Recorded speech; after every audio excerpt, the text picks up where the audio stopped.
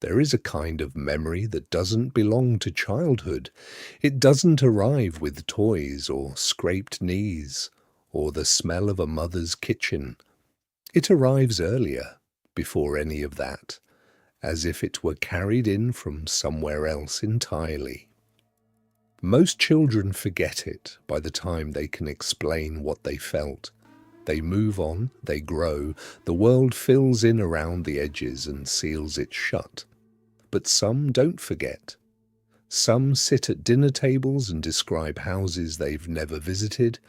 Some call out the names of people who died before they were born. Some point to strangers in old photographs and say, quietly, without drama, that was me.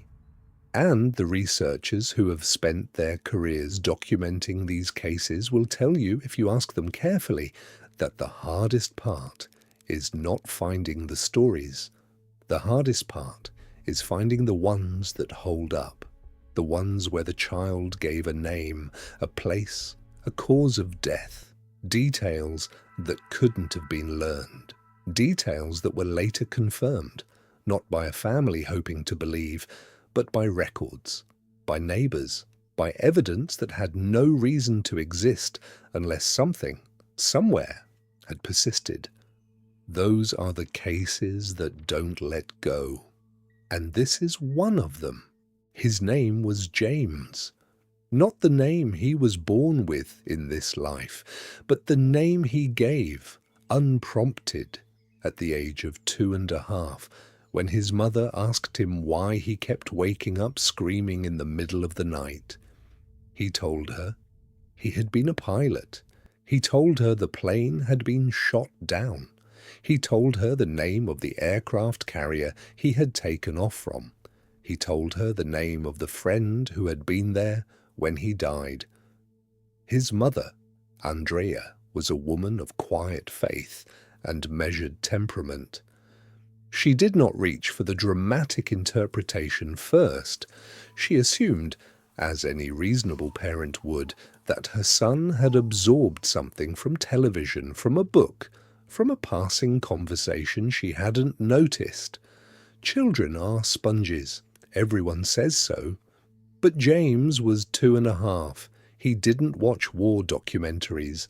The name he gave for the aircraft carrier was not a name that appeared in any children's media she could locate. The friend he named, a man called Jack Larson, was not a figure from any story she recognized. She started writing things down. This is the detail that matters, and it matters because it is so ordinary.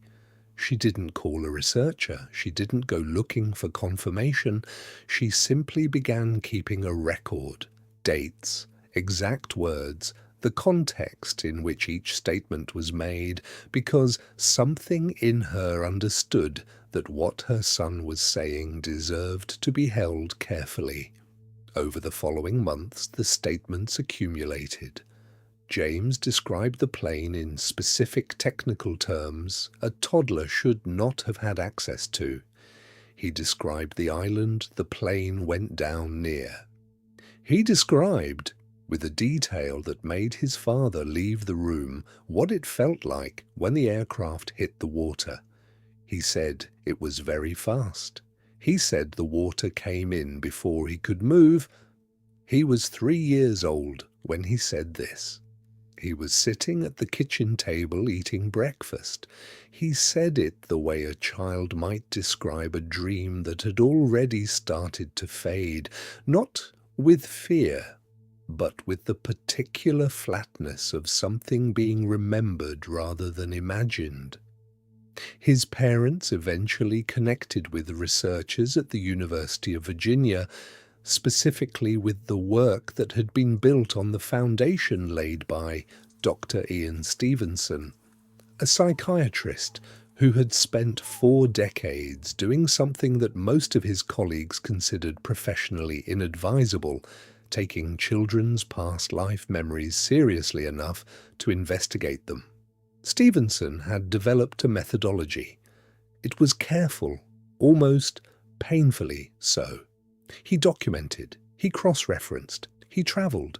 He interviewed witnesses independently before they had spoken to each other to compare accounts.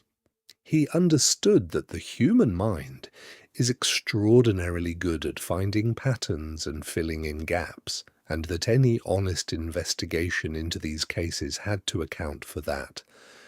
What he found, across more than 2,000 documented cases from countries as different as India, Lebanon, Sri Lanka, Turkey, and the United States, was a cluster of features that appeared with unusual consistency.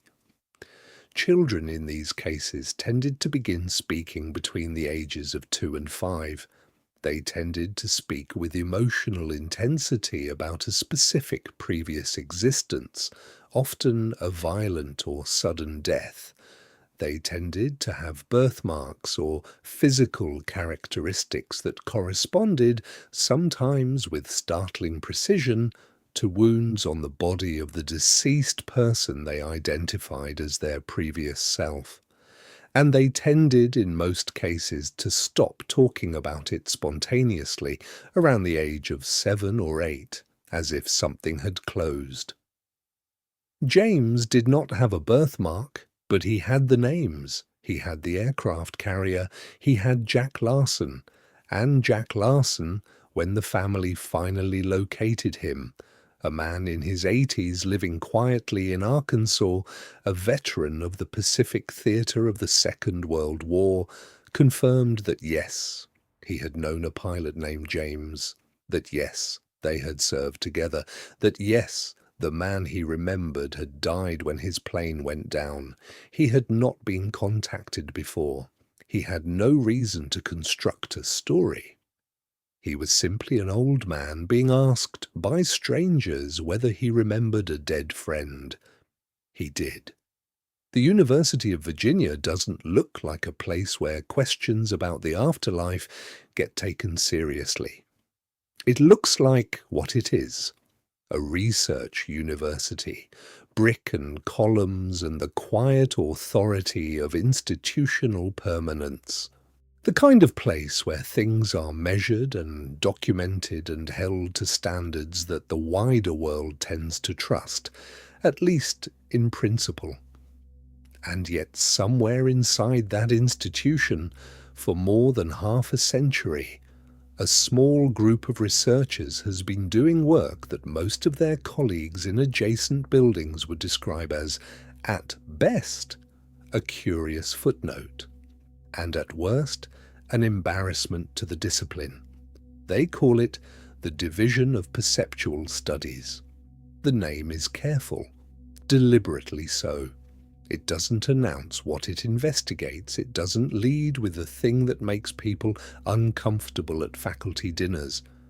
What it investigates is the possibility that consciousness does not end when the body does. Ian Stevenson founded the division in 1967. He came to it not through mysticism or personal revelation, but through a methodological dissatisfaction.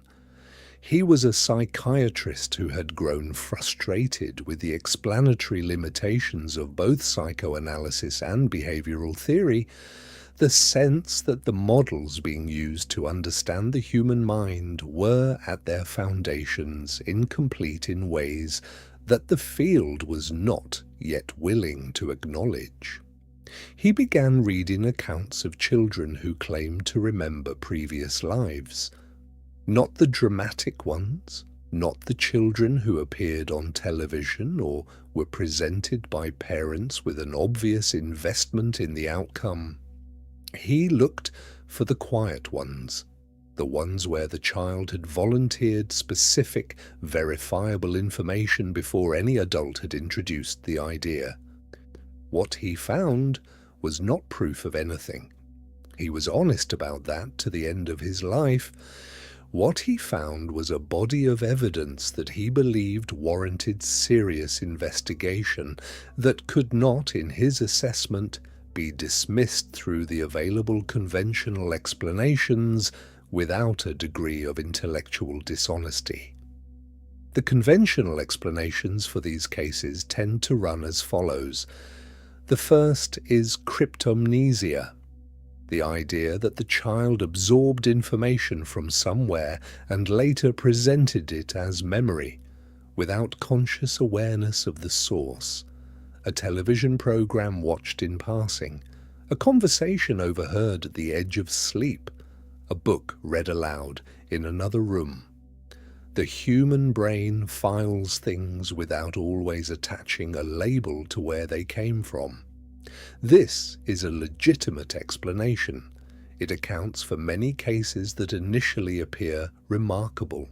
Stevenson knew this.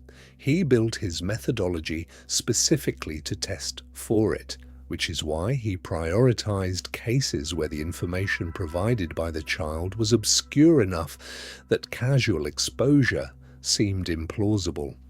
Not generals and presidents, ordinary men and women, people whose deaths were documented but not publicized.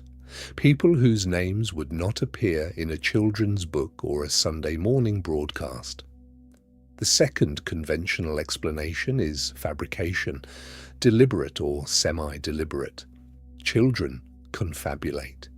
They seek attention, they mirror the expectations of the adults around them, often without knowing they are doing it. A parent who responds with excitement to a particular kind of statement will, without meaning to, shape the statements that follow. Stevenson addressed this by interviewing children independently of their parents when possible, by cross-referencing early statements against written records made before investigation began, and by treating parental testimony with the same structured skepticism he applied to everything else. The third explanation is fraud. Outright deception by families seeking attention, financial benefit, or validation of existing beliefs. Stevenson acknowledged this too. He discarded cases where deception seemed plausible and could not be ruled out. He was not building a case for believers. He was building a documented archive that he believed deserved honest engagement from skeptics. What remained after those filters were applied was what he called the cases of the reincarnation type, a phrase chosen deliberately to avoid claiming more than the evidence supported. Not proof of reincarnation, cases of the reincarnation type. The distinction mattered to him. By the time he died in 2007, he had documented more than 2,000 of them. His successor, Dr. Jim Tucker, has continued the work.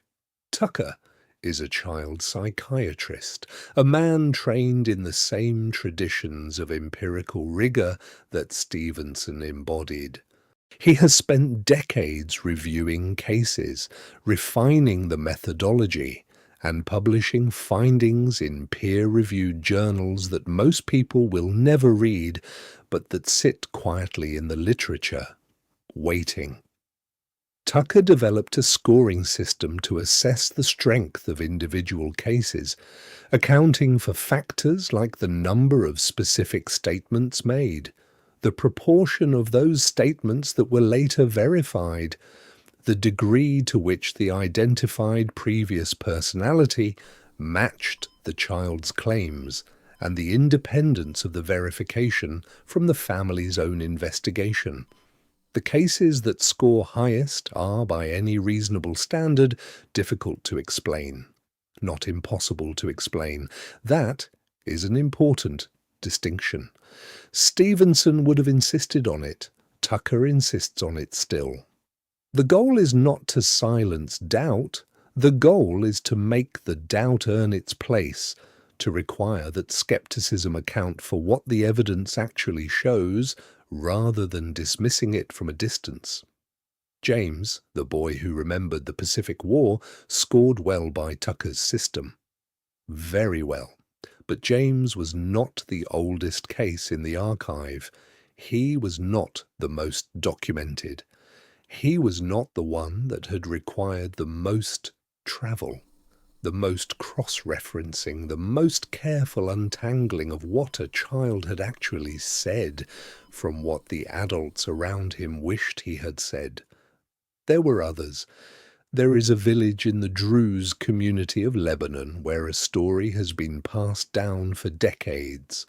Not passed down the way myths are passed down, loosely, accumulating embellishment with each telling, the details softening and shifting to fit the shape of the listener's expectations, passed down the way court testimony is passed down, with names, with dates, with the specific uncomfortable precision of people who were there and remember exactly what was said and when. The boy's name was Imad El-Awar. He was born in 1958 in a small village called Cornayel. Before he could walk steadily, before he had any reliable framework for understanding what he was saying, he began to speak about another life. He spoke about a man named Bu Hamzi. He spoke about a village called Kribi. He spoke about a woman whose name he repeated with a tenderness that made the adults around him uneasy. A tenderness that did not belong to a child speaking about someone they had invented. He described a house. He described specific objects inside the house. He described a truck accident. He described legs that no longer worked. His family was from Cornayel. Kribi was a different village, roughly 30 kilometers away. No one in his immediate family had significant connections there. There was no obvious mechanism by which this child should have known what he claimed to know. Stevenson arrived in Lebanon in 1964. When Imad was 6 years old, he was meticulous. Before allowing any contact between the two families, he sat with Imad and his relatives and documented every statement the child had made, not the general impressions but the specific claims. He recorded 47 separate statements. Then he travelled to Kribi. What he found was a man named Said Buhamzi, who had died several years before Imad was born. Said Buhamzi had been involved in a truck accident in which a man was killed, and Said himself had suffered injuries to his legs. He had been largely bedridden in the years before his death. He had lived in a house that matched, in its layout and specific contents, what Imad had described. The woman's name, the one Imad had spoken with that particular tenderness, was the name of Said Buhamzi's wife. Of the 47 statements Imad had made before any contact between the families occurred, Stevenson was able to evaluate 44. 43 of them were accurate. 43 out of 44, Stevenson published the case in full. He did not present it as proof. He presented it as a documented phenomenon that he believed required engagement rather than dismissal.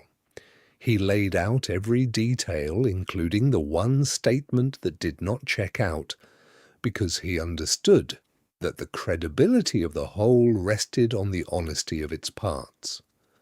The Druze community has a particular relationship with this kind of claim. Their tradition has long held that the soul transmigrates, that consciousness carries forward from one life to the next, and that children sometimes arrive with residue from what came before.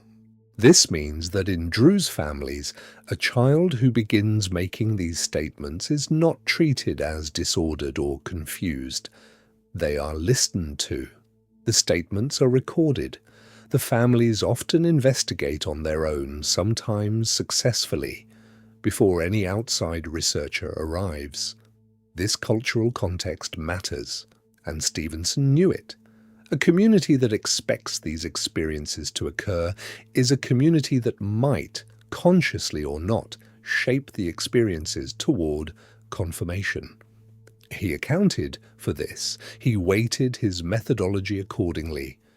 He prioritized cases where the identified previous personality was from a different religious community, a different geographic region, a different demographic background, cases where cultural expectation could not easily explain the match. But the Druze cases remained among his strongest, not because of the cultural context, but despite it. Because when you removed the expectation and examined what remained, the names, the locations, the physical details, the verified facts, what remained was still something that the available conventional explanations struggled to absorb cleanly. Imad Elawar grew up. He stopped talking about Said Buhamzi around the age of 8, the way these children almost always stop. He became a young man, then a middle-aged one, carrying whatever those early years had meant to him in whatever private way people carry things they can't entirely account for. The case remained in the literature. Stevenson's notes remained. The 43 verified statements remained. And in offices far from Lebanon, researchers continued to ask the question that the case refused to stop raising. If a child knows something they should not be able to know, something specific, something verifiable, something that was confirmed not by a family with an investment in the outcome but by documented records and independent witnesses, then what, precisely, is the responsible conclusion, not the comfortable conclusion, not the conclusion that costs nothing to hold, the responsible one. There is a particular kind of silence that falls in a room when a child says something they shouldn't know. It is not the silence of shock, it is something quieter than that. A suspension, a held breath, the specific stillness of adults who have just heard something that doesn't fit anywhere in the architecture of what they believe to be true. Parents describe it in similar terms across cultures, across decades, across cases, separated by oceans and languages and every conceivable difference of background. The moment their child said the thing, the way the room changed, the way they looked at each other without quite looking, and then, almost universally, the impulse to explain it away. This impulse is not weakness, it is not ignorance, it is, in fact, entirely rational. The mind protects its coherence. When something arrives that threatens the internal model of how the world works, the first response is to find the nearest available explanation and attach the anomaly to it. Television, overheard conversation, coincidence. The child is imaginative. The child is looking for attention. The child heard something we don't remember telling them. Most of the time, that explanation holds, but sometimes it doesn't. Sometimes the parents look harder, and the harder they look, the less the explanation holds. Sometimes the child said a name that appears in no book they own. Sometimes the child described a house in a town they have never visited, and the house is there exactly as described, with a family inside who remembers the person the child claims to have been. And the parents are left in a territory for which no map was provided. A woman named Gus Taylor, her grandson rather, a boy named Gus, began telling his family at the age of 2 that he was his own grandfather. Not in a confused way, not in the way a child might parrot something they overheard, with specificity. He said his grandfather's name. He said he had been murdered. He described the way it happened, that his body had been dumped in a lake. His grandfather had indeed been murdered. His body had been found in a lake. The family had not discussed the details of the killing with the child. The details were not the kind of detail a family discusses with a toddler. There was more. Gus identified a photograph of his grandfather among several photographs of men of similar age without hesitation, not with the careful deliberation of a child trying to perform correctly. With the immediate, unremarkable certainty of someone recognizing a face they already knew. He also knew about a sister who had died in infancy, a sister whose existence had never been mentioned in his presence. He described her. He said she had died young. When pressed, when the adults around him asked how he could know this, he said simply that he remembered her. The infant had existed. She had died before most of the current family members were born. The death was documented. The child had no accessible path to that information. These cases accumulate in the literature with a consistency that researchers find difficult to attribute to chance. Not because each case is individually irrefutable, they are not. Each case has its gaps, its ambiguities, its points at which a determined skeptic could find footing. Stevenson never claimed otherwise. Tucker never claims otherwise. What they point to is the pattern. Across cultures where the idea of reincarnation is not part of the dominant belief system, cultures where a child making these claims would not be encouraged, would not be rewarded, would more likely be gently redirected towards something more conventional. The cases still appear. With the same features, the same age of onset, the same age of cessation, the same emotional intensity around violent or sudden deaths, the same gradual fading.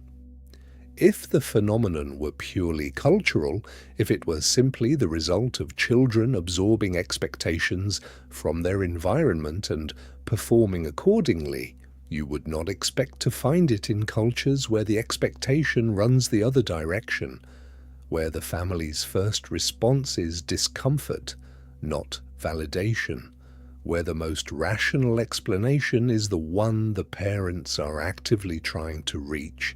And yet, there it is. A boy in rural Virginia who describes a life in a Louisiana town his family has never visited. A girl in northern India who gives a surname and address and the name of the man who killed her in her previous life, and is taken to that town and walks to the correct house without directions and identifies members of a family she should not know. The researchers do not use the word proof. They are careful about this.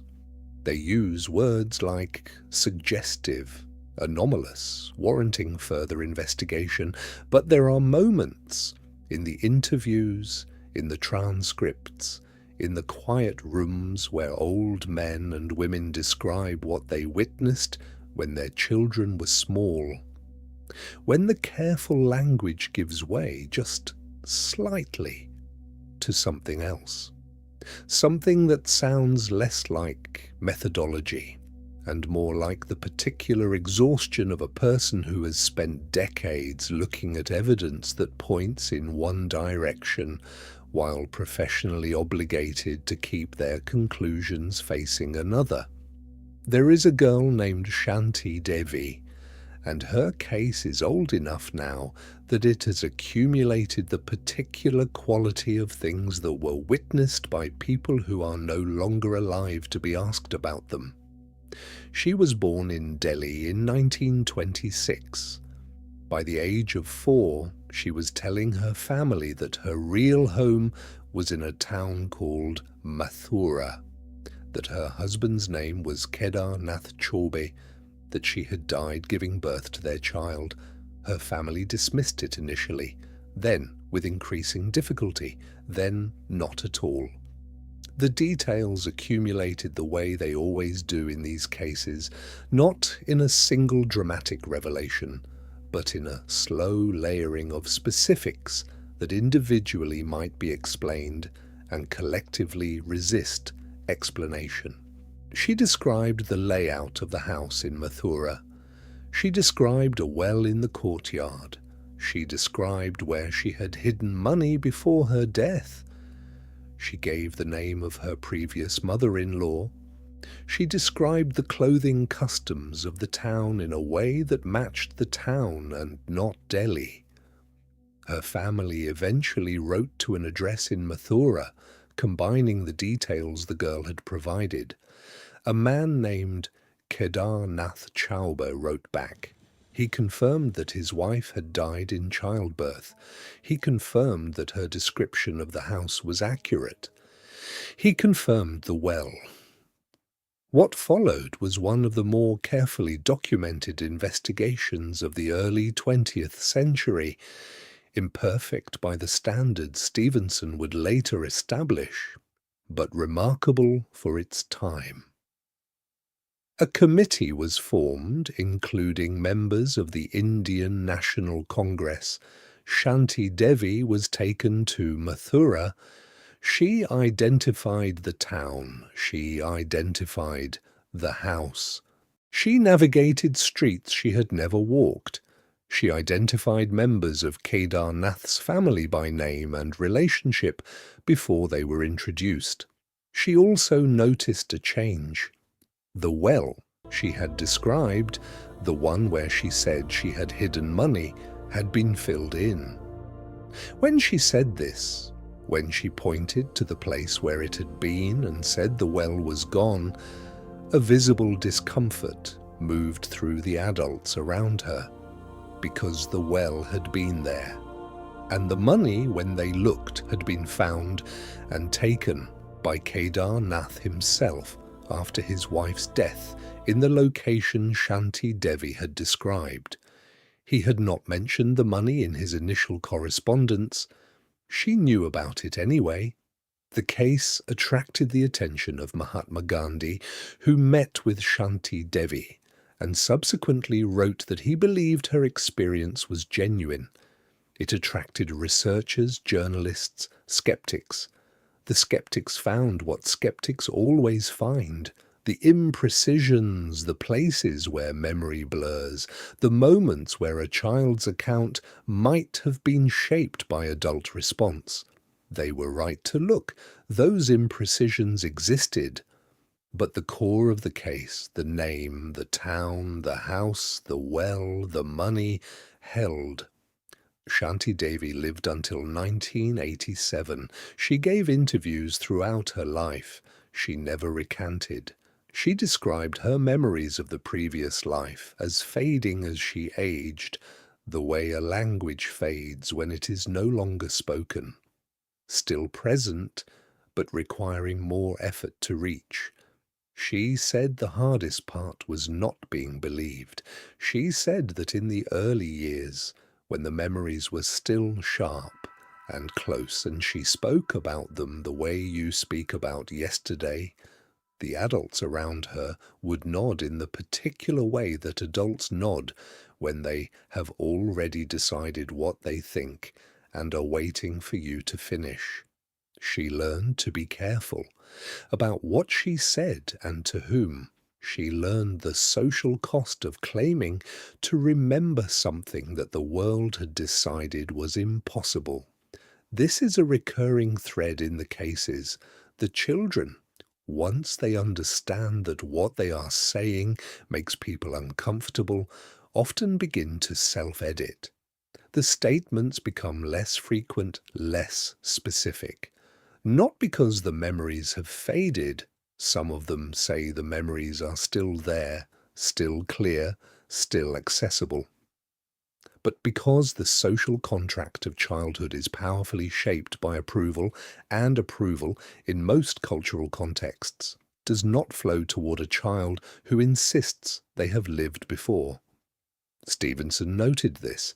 He noted that the cases he was able to document most thoroughly were often cases where the family had responded with openness rather than suppression, where the child had been allowed to speak freely enough that a record could be built before the self-editing began. The cases lost to suppression. The children who were quietly, kindly redirected before anyone thought to write anything down, those cases are impossible to count. They exist only as a kind of negative space in the data, a silence where something might have been.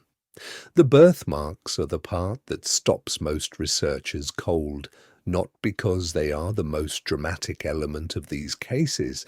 In isolation, a birthmark is just a birthmark, a discoloration, a texture, a shape on skin that the mind is extraordinarily good at finding meaning in where no meaning was intended. The human pattern recognition system is powerful precisely because it errs on the side of finding patterns. It is better, evolutionarily, to see a predator that isn't there than to miss one that is.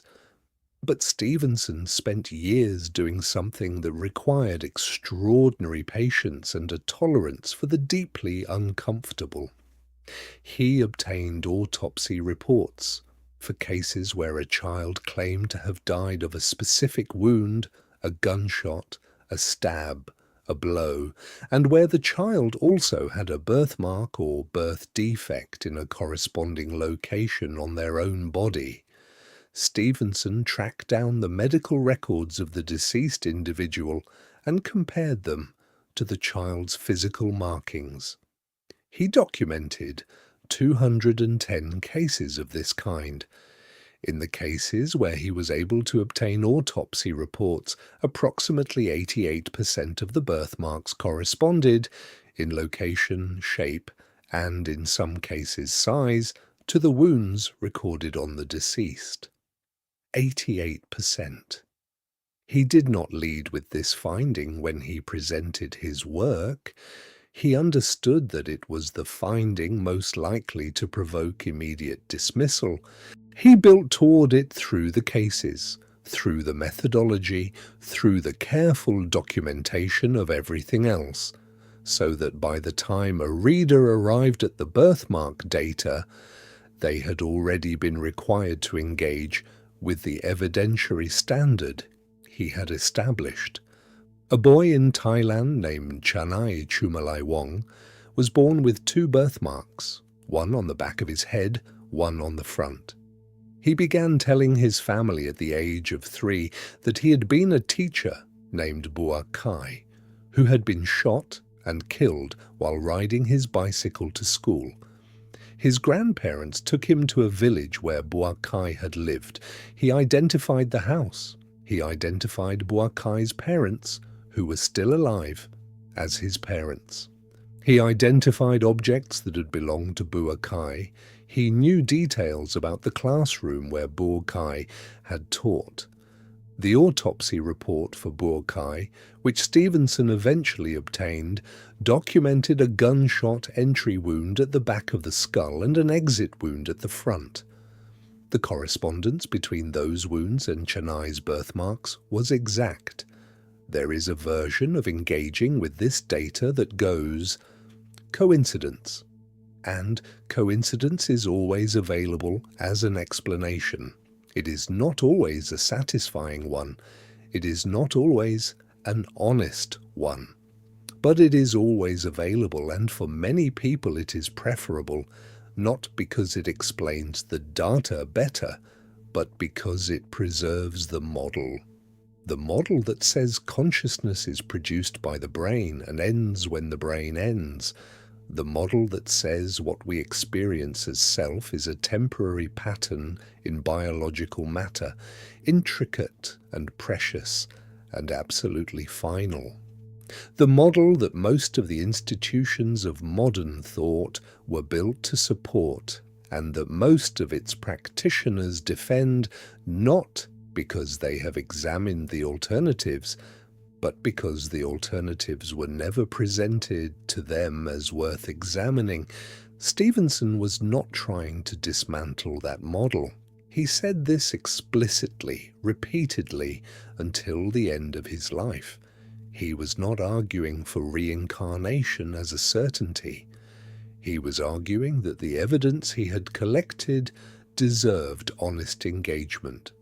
That a scientist committed to following the data wherever it led was obligated to take these cases seriously rather than dismissing them on philosophical grounds before the investigation began. He made enemies. Of course, he made enemies. Academic institutions are not well designed for people who ask the questions that make the foundational assumptions visible. The questions that, once asked clearly, require you to either engage with them honestly or admit that your objection is not evidentiary but philosophical. Most of his critics chose the philosophical objection. They did not engage with the data, they engaged with the implications of the data, with what it would mean if it were true, and they found the implications intolerable, and they worked backward from there. Stevenson watched this happen throughout his career with a patience that reads in his writing as something close to sadness.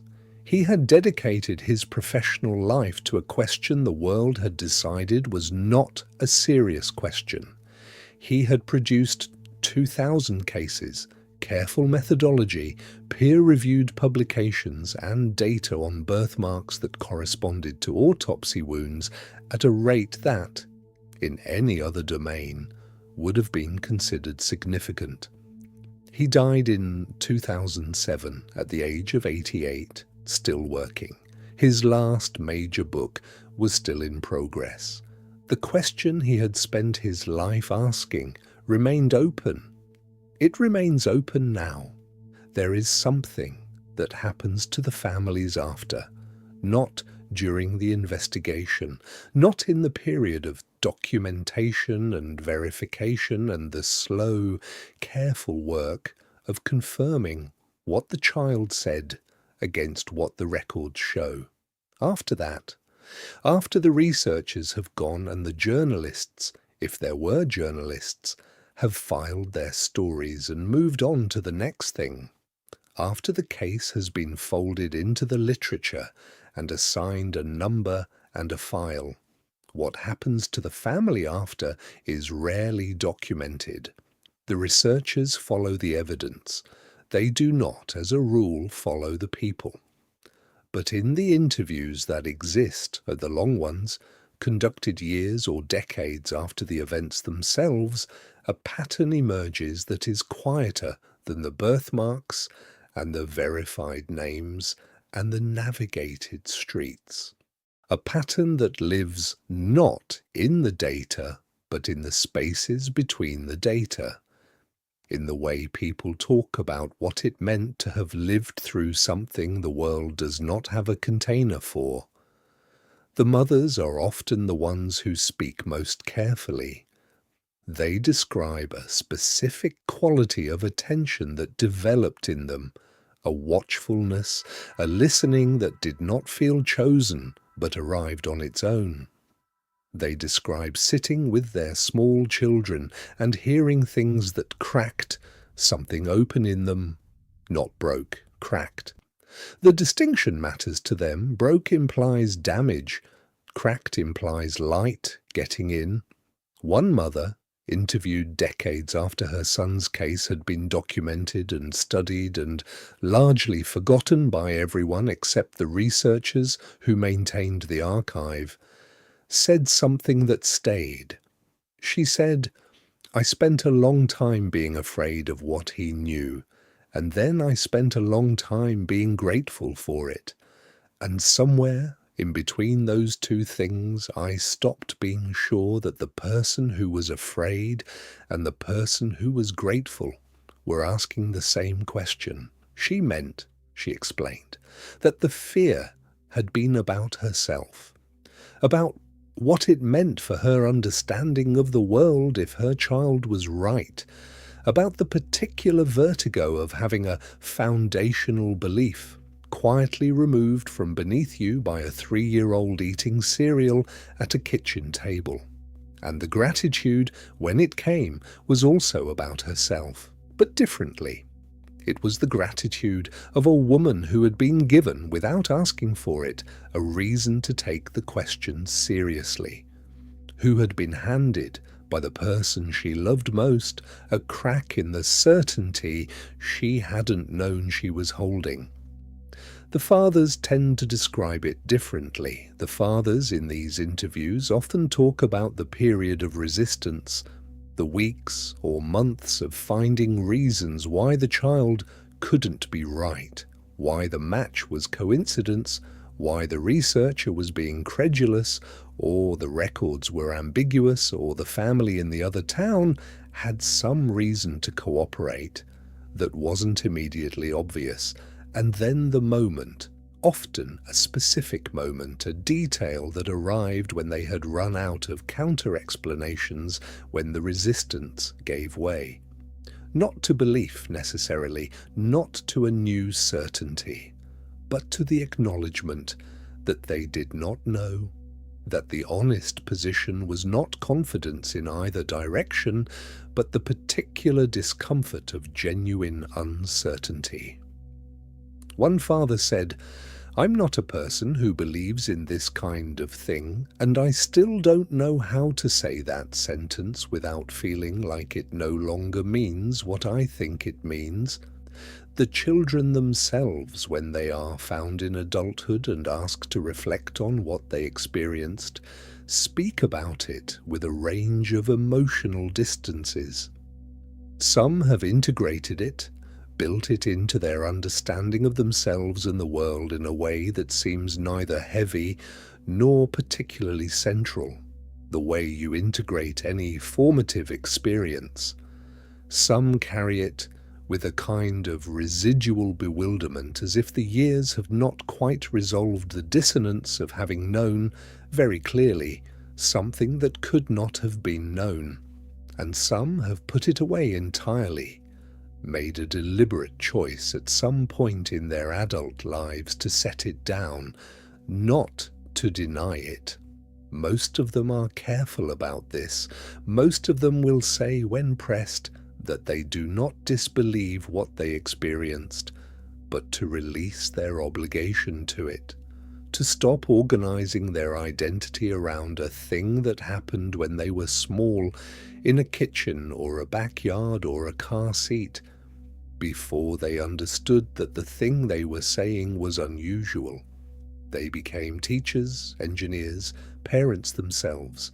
They built lives in the ordinary world, and somewhere inside those lives, quiet and not often accessed, but never entirely gone, was the memory of a name they had spoken when they were 2 years old, a place, a death, the flat, unfrightened certainty of a child describing something that had already happened, already, to them, happened. There is a case that Jim Tucker has returned to more than once in his writing, not because it is the most dramatic in the archive, not because it has the highest verification score or the most documented correspondences. He returns to it because of what it asks. The boy's name was Ryan. He grew up in Oklahoma in a family with no particular interest in past lives or reincarnation, no framework that would have made his statements welcome or expected. His mother, Cindy, was a woman of Christian faith, not hostile to the idea that there might be more to existence than the visible world, but not oriented toward the specific claim her son began making when he was 4 years old. Ryan began waking up with what he described as nightmares about Hollywood. Not nightmares in the conventional sense, not dreams of monsters or falling or the shapeless terrors of early childhood. Dreams of a specific life, a specific street, a specific apartment, a career in the film industry, a history of travel, of marriages, of a life that had been, by the sound of it, large and full and in some ways broken, and still somehow not enough. He told his mother he needed to go home, that Oklahoma was not his home, that his real home was somewhere in California, and he needed to go back to it. Cindy began writing things down. She brought Ryan's statements to Jim Tucker, at the University of Virginia. Not hoping for a particular answer, she said later, but hoping for any answer. What she had was a child who was suffering, a child who woke up asking to go back to a life that, as far as she could determine, he had never lived. She wanted someone to take it seriously enough to help her understand it. Tucker worked with the family. He documented Ryan's statements carefully, building the profile of the previous life as described by a 4-year-old who had no context for Hollywood, no particular exposure to films of the era he was describing, no obvious path to the information he claimed to possess. Ryan described a man who had worked in the film industry, not as an actor, not in any capacity that would have made him famous, but in one of the supporting roles that makes the industry function. He described specific scenes from films. He described a street in Los Angeles. He described the sensation of having had multiple wives, which he spoke about with a child's uncomplicated sorrow, as if the loss of those relationships was something he still felt. Tucker brought Ryan to the archives, not physical archives, old films, stills from productions of the relevant era. He went through the photographs methodically, the way you go through records when you're looking for a name that no one wrote down. And Ryan pointed to a man in a crowd scene in a film from the 1930s. He said, "That's me." The man had no on-screen credit. He appeared in the background of a single scene. He was not famous. He was not the kind of person whose life would have been accessible through any path that a child in Oklahoma in the early 2000s could reasonably have traveled. His name, eventually identified through film archives and the work of a researcher who specialized in this period, was Marty Martin. A man who had worked as an extra, then as a dancer, then in various capacities on the edges of the Hollywood industry, who had lived on a specific street in Los Angeles, who had been married multiple times, who had traveled extensively, who had died in 1964. Tucker published the case. He documented 55 statements Ryan had made before the identification was confirmed. 51 of them matched the life of Marty Martin. When Ryan was finally brought to California, to the street he had described, to the neighborhood where Marty Martin had lived, he became calm. The nightmares stopped. Not immediately, but over the weeks that followed, they faded, as if something had been confirmed that needed confirming. As if the child had been carrying a question that once answered could be set down. His mother said later that she did not know what to believe, that she was not certain, would never be certain that her son had lived before, but that she was certain of this, that something real had happened to him, that the suffering had been real, and the relief had been real, and the 51 verified statements had been real, and whatever lay beneath all of that, whatever was actually being measured, when a 4-year-old in Oklahoma points to a man in a crowd scene and says, "That's me," deserved to be taken seriously. If you've made it this far with me, I want to invite you to subscribe to the channel and follow us every day. Because these are the questions that don't leave, not because we choose to hold them, but because they hold us quietly in the back of everything, in the moments between sleep and waking when the mind is briefly honest about how much it does not know. Ryan grew up. He stopped talking about Marty Martin the way these children always stop. But Tucker, who has stayed in contact with the family, reports that Ryan, now a teenager, still remembers. still knows that something happened, still carries, in whatever way a young person carries something they experienced before they had language for it, the memory of a life that ended 60 years before he was born. There is a question underneath all of these cases that the researchers approach carefully and the families carry privately, and that does not resolve no matter how long you look at it. The question is not whether the children are right. The question is what it means for us. For the adults, the ones who have lived long enough to lose people and to understand finally and fully that we will also be lost, if they are. What it means that a 4-year-old in Oklahoma pointed to a man in an old film and was calm afterward in a way he had not been before. What it means that Imad Elawar knew 43 things about a man who died before he was born. What it means that Chanai's birthmarks sat precisely where the bullets had entered and exited a body that was not his. What it means that Shanti Devi knew about the money. There is a question that Stevenson wrote about near the end of his life in a passage that his colleagues describe as uncharacteristic, less careful than his usual register, less defended, as if age had granted him some permission to say plainly what decades of methodology had only allowed him to approach. He wrote about the children, not about the data, not about the verification scores or the correspondence rates or the carefully weighted variables of his analytical system. About the children themselves, the specific quality of certainty they carried in those early years before the world taught them to be uncertain about it. He wrote that what struck him most across all the cases was not the accuracy of the statements. It was the emotional texture of them, the way these children spoke about their previous lives, was not the way children speak about stories they have absorbed or games they are playing.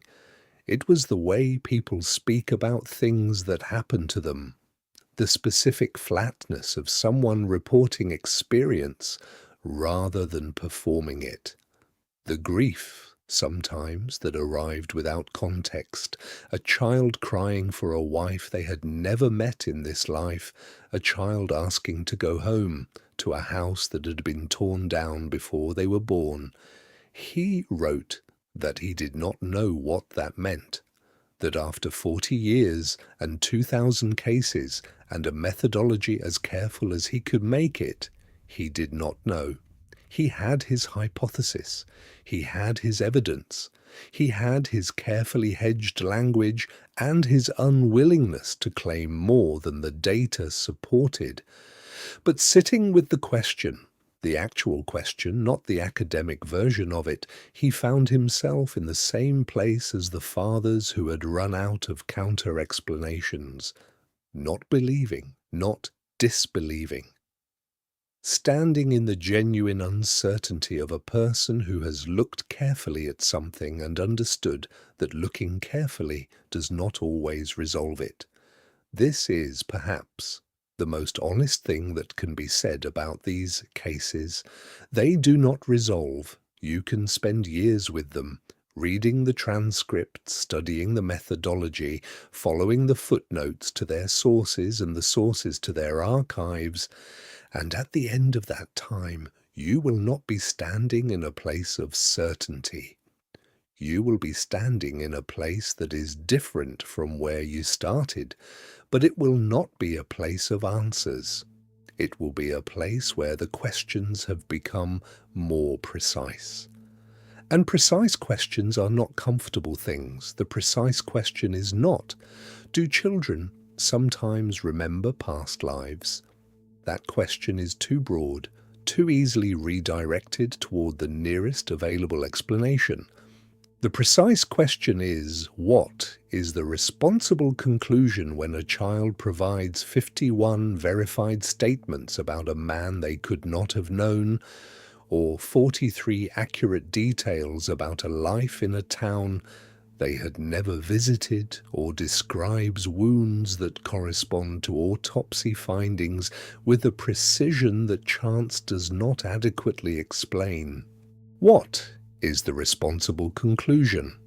Not the comfortable one, not the one that costs nothing to hold, but the one that a person committed to honesty is actually obligated to reach when the evidence has been examined carefully and the alternatives have been fairly considered. Most people never have to answer that question. Most people move through their lives in a comfortable distance from the data, and the data asks nothing of them, and they ask nothing of the data. But the families in these cases don't have that distance. They are handed it at the kitchen table over cereal by a 2-year-old who has no idea what they are doing. They are handed a crack in the certainty they didn't know they were holding, and they have to decide what to do with it, not in the abstract, not as a philosophical exercise, but as parents, in the ordinary days of raising a child who said something that cannot quite be explained and will not quite go away. Most of them say the same thing when you find them years later and ask. They say it changed them. Not the way dramatic events change people, not with noise or rupture or a clear before and after, quietly, in the texture of how they moved through the years that followed, in the way they thought about the people they had lost, in the way they thought about their own ending, the one they knew, the way all adults know, was somewhere ahead of them, waiting without urgency. They say they became less afraid, not unafraid, less, that the thing their child said, whatever it meant, however it was ultimately explained, had opened something in them that remained open, a willingness to sit with the question without demanding that it resolve, a capacity to hold uncertainty, not as a failure of knowledge, but as an accurate description of where they actually were. There is a boy somewhere in Oklahoma who used to wake up crying for a life that ended in 1964. There is a girl in Delhi who grew old, carrying memories of a house with a well in the courtyard and money hidden where only she knew to look. There is a case file in a university archive with 43 check marks and 1 empty space, and there is the question, not the one the researchers ask in their papers, the one that exists underneath that one, the one you carry home with you when you have read far enough and thought carefully enough, and finally arrived at the edge of what thinking can reach, what continues, not whether something continues. That is still a question, still open, still waiting for an honesty. The world has not yet fully offered it. But what? What is the part of a person that a child in Cornell carries across 30 kilometers and 30 years to a house in Creeby, knowing where the well is, knowing the name of the wife, knowing 43 things that the records confirm? What is that? You don't have to answer it tonight. The question will wait. It has been waiting in the literature for more than 50 years, patient and precise and entirely unwilling to go away.